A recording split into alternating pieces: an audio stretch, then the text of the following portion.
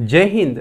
आज हम लोग इस लेक्चर के माध्यम से क्लास 12 मैथ्स का जो पहला चैप्टर है आपका रिलेशन, इसी को का रिवीजन करने जा रहे हैं। हालांकि आप लोगों को पता होगा कि क्लास 11-12 का कोर्स जो है बुक RS अग्रवाल से शुरू से अंत तक बताया जा चुका है, मेरे चैनल पर अवेलेबल है।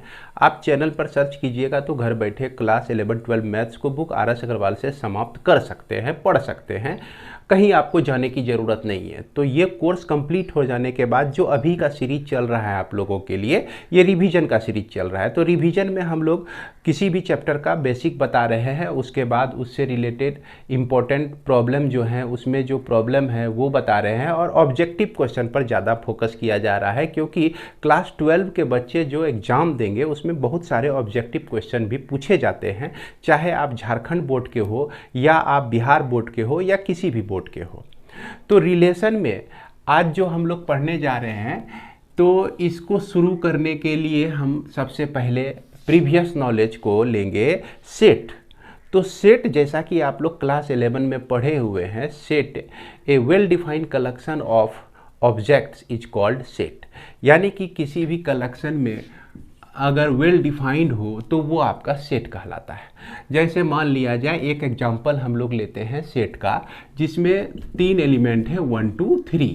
अब क्या हुआ, जब सेट आप पढ़ लिए तो आपको बताया गया कार्टेशियन प्रोडक्ट, या मान लीजिए कि कोई दूसरा सेट और हम ले लेते हैं जिसमें 3 4 और 5 है।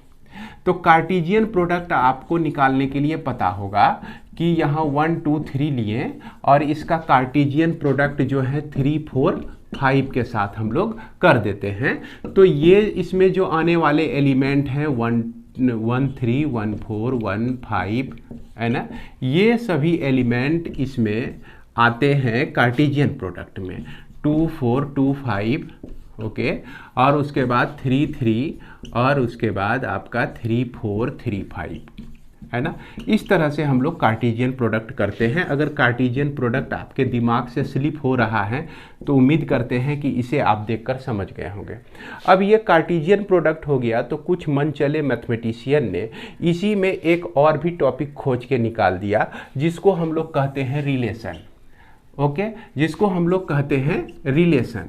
अब देखा जाए कि अभी तक तो रिलेशन हम लोग रिलेटिव हुआ करते थे, आदमी एक दूसरे से रिलेटेड होता था। अब यहाँ पर संख्याओं का भी रिलेशन क्रिएट होने लगा है। ये क्या कहा, अगर यहाँ पर देखा जाए तो एक रिलेशन हम इस तरह से बना रहे हैं कि कलेक्शन ऑफ, ये आप जो है, ये एक चीज़ ध्यान दे दीजिएगा, ये सारे जो है आपका ऑर्डर्ड पेयर में है। क्या है? ऑर्डर्ड पेयर में है। और इसमें ऑर्डर्ड पेयर को जनरली हम लोग AB से डिनोट करते हैं। तो एक रिलेशन हमारा बन रहा है सच that A + B = 5, A + B = 5। तो A और B में रिलेशन क्या है कि दोनों मिलकर 5 के बराबर होते हैं। तो अब यहाँ पर वैसे सब एलिमेंट को हम सेलेक्ट करेंगे जो कि इसमें आने लायक हैं। यहाँ पर देख लीजिए 1 + 4 कर देते हैं तो यह 5 हो जाता है। तो 1 4 जो ऑर्डर्ड पेयर है इसमें आ सकता है। उसके बाद 2 3 जो है यह भी ऑर्डर्ड पेयर इसमें आ सकता है। उसके बाद आपका और कोई दूसरा ऑर्डर्ड पेयर इसमें नहीं आएगा। तो इस तरह से ये रिलेशन बन गया। रिलेशन आप और भी कुछ एग्जांपल लेके देख सकते हैं। जैसे कोई रिलेशन R2 हम क्या किए कि इस ऑर्डर्ड पेयर में वैसा ही एक एलिमेंट को ढूंढना है जिसमें कि A जो है B के बराबर हो, यानी कि पहला एलिमेंट दूसरे एलिमेंट के बराबर हो। तो ये रिलेशन डिफाइन हो रहा है इसमें। अब इसमें हम ढूंढेंगे कि कहाँ पर आपका ऐसी स्थिति है कि A और B दोनों बराबर है। तो इस स्थिति में हम देखते हैं कि एक 3 3 ही हमको मिलता है ऑर्डर्ड पेयर, जिसमें दोनों एलिमेंट आपका बराबर है, A = B है। तो इस तरह से बहुत सारे रिलेशन बन सकते हैं। और उसके बाद R3 एक हम लेते हैं ordered pair AB such that A + B <10, A + B <10। तो <10 अगर इसको ऐड करते हैं तो ये 4 आता है, <10 हो गया। तो इसमें आपका 1 3 एलिमेंट आ जाएगा, 1 4 भी आ जाएगा, क्योंकि इसका सम जो है <5 10 है, 1 5 भी आ जाएगा। यानी कि सारे एलिमेंट आ जाएंगे इस रिलेशन के तहत। तो इस तरह से रिलेशन का क्रिएशन हुआ। अगर आपको पूछ दे कि बताइए कि रिलेशन को हम कैसे डिफाइन कर सकते हैं, तो रिलेशन को हम डिफाइन किस तरह से कर सकते हैं, इस पर ध्यान दीजिएगा। इसी से हमारा रिलेशन का डेफिनेशन बन जाता है। A relation A from the non empty set A to the non empty set B is the subset of A cross B. ये जो रिलेशन होते हैं हमेशा सबसेट होता है ए क्रॉस बी का। तो इसको हम लोग लिख सकते हैं a relation R from non empty set A to another non empty set B, another non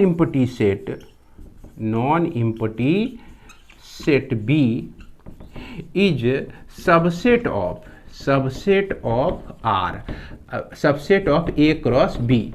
यानी कि जितने भी रिलेशन हमारा बनेगा वो हमेशा सबसेट होगा ए क्रॉस बी का। क्लियर है? अब इस चीज़ को दिमाग में हमेशा रखिएगा। और ये जो आपका रिलेशन बना हुआ है कहाँ से कहाँ तक, ए से बी तक, तो पहला जो सेट हम लेते हैं इसको हम लोग डोमेन कहते हैं। क्या कहते हैं? डोमेन कहते हैं। और दूसरा जो सेट हमने लिया है ये बी जो लिया है इसको हम लोग कोडोमेन कहते हैं, इसको हम लोग कोडोमेन कहते हैं। ये चीज़ याद रखिए। उसके बाद किसी भी रिलेशन में हमेशा जो एलिमेंट होते हैं ऑर्डर्ड पेयर में होते हैं। तो यहाँ पर ऑर्डर्ड पेयर में जो भी एलिमेंट होते हैं इसको हम लोग फर्स्ट एलिमेंट कहेंगे। और ये जो बी आपका दूसरा एलिमेंट है, जैसे यहाँ पर देख सकते हैं 4 है, 5 दूसरा एलिमेंट है, 3 दूसरा एलिमेंट है, इस ऑर्डर्ड पेयर का 4 दूसरा एलिमेंट है। तो इसको हम लोग क्या कहेंगे? सेकेंड एलिमेंट कहेंगे। अब एक चीज़ यहाँ पर इसी से हमारा डेफिनेशन बनता है रेंज का। अगर पूछ दे कि रिलेशन में रेंज किसको कहते हैं, तो रेंज को हम डिफाइन कर सकते हैं the collection of all second element of a relation is called range. तो यहाँ सबसे पहली बात है कि ये जो हमने रिलेशन बनाया इसमें जो दूसरा एलिमेंट है आपका 4 3, तो 4 3 इसका क्या हो गया? इस रिलेशन का रेंज हो गया।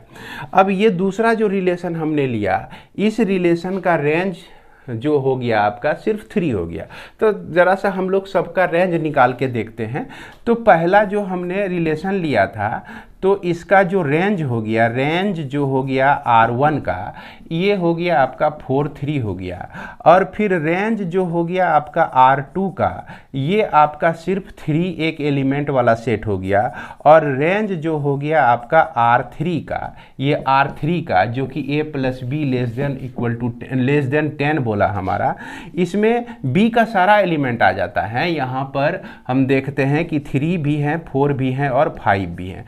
अगर इसमें ये चूँकि ये सारा जो है इसमें है, इस रिलेशन में इस ए क्रॉस बी में जितने भी एलिमेंट हैं सब इस रिलेशन को, इस नियम को फुलफिल कर रहा है। तो इसमें सारे एलिमेंट हमारा आ जाते हैं।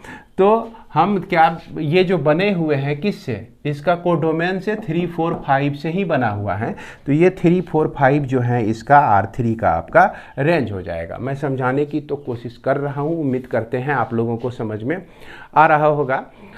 अब यहाँ पर एक प्रश्न उठता है कि आखिर रेंज और कोडोमेन में क्या रिलेशन होता है। तो इस चीज़ को हमेशा याद रखिए कि रेंज जो होता है हमेशा सबसेट ऑफ कोडोमेन होता है। रेंज जो होता है हमेशा सबसेट ऑफ कोडोमेन होता है। यहाँ 4 3 सिर्फ एलिमेंट है जो कि सबसेट है आपका बी का। यहाँ एक रेंज जो हमारा R2 का निकला हुआ है जिसमें सिर्फ 3 एलिमेंट है, ये जो सबसेट होता है बी का होता है। और यहाँ जो रेंज आपका निकला हुआ है ये भी सबसेट इसका होता है, चूँकि किसी भी सेट को हम उसका सबसेट कह सकते हैं। Any set is the subset of itself. तो उम्मीद करते हैं कि यहाँ तक आप लोग समझ गए होंगे रिलेशन का परिभाषा क्या होता है, डेफिनेशन क्या होता है, इसे भी समझ गए होंगे। और डोमेन, कोडोमेन और रेंज क्या होता है इसे भी आप लोग समझ गए होंगे। अब इसके बाद हमारा कुछ टॉपिक आता है, जैसे आपका एम्प्टी रिलेशन क्या होता है, यूनिवर्सल रिलेशन क्या होता है। तो इम्पटी रिलेशन और यूनिवर्सल रिलेशन को समझने के लिए थोड़ा सा आप यहीं पर ध्यान दे दीजिएगा, यहाँ पे से समझ जाइएगा तो फिर उसके बाद आपको कहीं कोई दिक्कत नहीं होगी। जैसे देखा जाए कि ए बी R3 जो आपका रिलेशन था इस तरह का रिलेशन था और इसमें ए क्रॉस बी के सारे एलिमेंट आ रहे थे, यानी कि यह जो R3 बन रहा था ये ए क्रॉस बी के बराबर हो गया। अब यहाँ जैसे कह रहा है ना a plus be less than 10, तो 2 प्लस 4 करते हैं 6 जो कि लेस देन 10 होता है, तो इसमें तो आएगा ही। उसके बाद 2 प्लस 5 करते हैं जो कि 7 होगा। और ये कह रहा है कि दोनों का सम हमेशा लेस देन 10 होना चाहिए, ये तो लेस देन 10 होने का मतलब इसमें आएगा ही। तो यहाँ हम क्या देख रहे हैं कि a क्रॉस b का जितना भी एलिमेंट था सारा उठकर इस नियम के तहत इस रिलेशन में आ गया, यानी कि यह रिलेशन जो है a क्रॉस b के बराबर हो गया। तो ऐसे जितने भी रिलेशन होते हैं कि सारे एलिमेंट आ जाए, सारे ऑर्डर्ड पेयर आ जाए, तो वो से रिलेशन को हम लोग यूनिवर्सल रिलेशन कहते हैं। कौन सा रिलेशन कहते हैं? यूनिवर्सल रिलेशन कहते हैं। तो इसको याद रखिए हमेशा। अब क्या है कि इम्पटी रिलेशन एक किसको कहते हैं? इम्पटी रिलेशन में अगर ऐसा कर दें हम लोग कि एक रिलेशन को डिफाइन करते हैं R4 को, ओके, R4 को हम लोग डिफाइन करते हैं। चलिए यहाँ पर हम लोग डिफाइन कर लेते हैं R4 को। तो R4 एक रिलेशन हमने लिया हुआ है, इसमें क्या है कि यह भी सेट है ऑर्डर्ड पेयर का such that a plus B जो है लेस देन और इक्वल टू 2। तो क्या इसमें आपका कोई भी एक ऐसा एलिमेंट है जिसको दोनों को ऐड करें और वो लेस देन और इक्वल टू 2 हो जाए? यहाँ पर अगर देखते हैं 1 3 तो इसका सम 4 होता है, 1 4 तो इसका सम जो है 5 होता है, जो कि 2 से आपका बड़ा हो जाता है ना। तो 2 से हमारा छोटा हो, 2 से छोटा इस तरह का कोई भी एलिमेंट इसमें मौजूद नहीं है जिसको हम ऐड करें और वो 2 से छोटा हो जाए। यानी कि इस अभागे रिलेशन में आने वाले ऑर्डर्ड पेयर जो है एक भी नहीं है, ऑर्डर्ड पेयर जो है एक भी नहीं है, इसलिए हम इसको इम्पटी रिलेशन कहेंगे। कौन सा रिलेशन कहेंगे? Empty relation. तो इम्पटी रिलेशन को हम लोग किस तरह से डिफाइन कर सकते हैं, इसको सुन लीजिए और लिख लीजिए कॉपी में अगर आपको ज़रूरत है, हालांकि ये तो आप समझ ही गए होंगे। तो empty relation, a relation R is said to be empty relation if no element of A related to any element of B। अगर A का कोई एलिमेंट B का किसी एलिमेंट से रिलेटेड नहीं हो तो ऐसी स्थिति में हम लोग इम्पटी रिलेशन कहते हैं। उसके बाद यूनिवर्सल रिलेशन बोलने के लिए हम क्या कहेंगे कि a relation R is said to be universal relation if every element of A related to every element of B।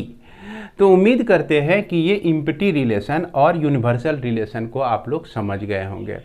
इसके बाद हम लोग जानेंगे कि रिलेशन के टाइप।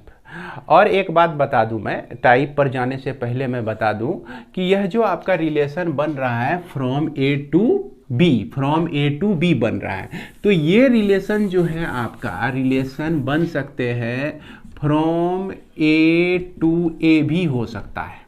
यानी कि इस तरह से भी एक रिलेशन का डेफिनेशन हो सकता है कि ए रिलेशन R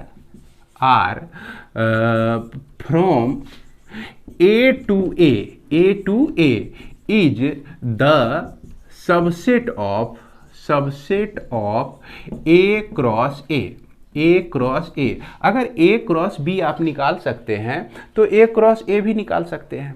तो यहाँ पर क्या हुआ कि एक ही सेट में आपका रिलेशन बन रहा है और इस स्थिति में यह जो रिलेशन आपका हो जाएगा ये सबसेट हो जाएगा A क्रॉस A का हो जाएगा।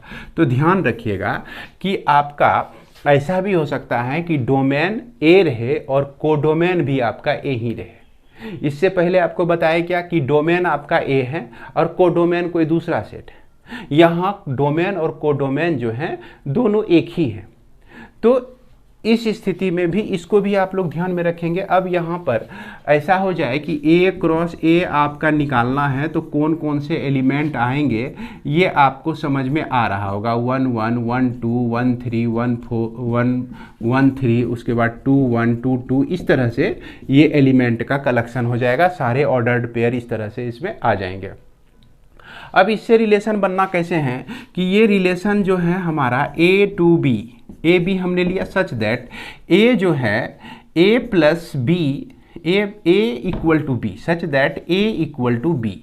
और यहाँ पर और भी डिटेल में अगर लिखना चाहें तो ए जो है बिलोंग करता है ए में और बी भी जो है बिलोंग करता है ए में, तो इसको ऐसे भी लिख सकते हैं ए कोमा बी जो है belongs to A such that A equal to B. इस तरह से आप सेट बिल्डर फॉर्म में लिख सकते हैं रिलेशन को।